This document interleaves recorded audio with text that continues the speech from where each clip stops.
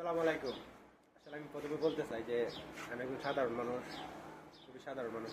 তারপরে আমি নামাজ রোজা ইসলামিক দৃষ্টিতে যতটুকু পারি আমি সাধ্য অনুযায়ী করা এমনকি পালন করার চেষ্টা করি। তো আসলে কথাটা হচ্ছে যে একটা হাদিস শুনছিলাম যে হযরত ওমর রাদিয়াল্লাহু তাআলা আনহু যুগে উনি ওনার শাসন আমলে যে মসজিদের ভিতরে যখন কোনো রাষ্ট্রীয়ভাবে কোনো খাস কারবার মানে খাস কথাবার্তা পরামর্শ করতো ওমর রাদিয়াল্লাহু তাআলা আনহু, তখন রাষ্ট্রীয় যে মোমবাতি ছিল, আমরা জানি যে মোমবাতি ছিল, মোমবাতি ব্যবহার করে তারা ওই মসজিদের ভিতরে এই একটা পরামর্শ করত।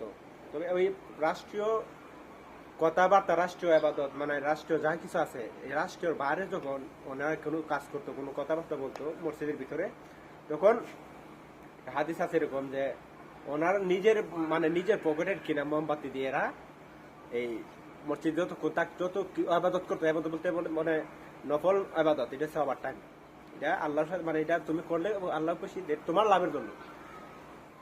কথা নাম হইতে থাকে।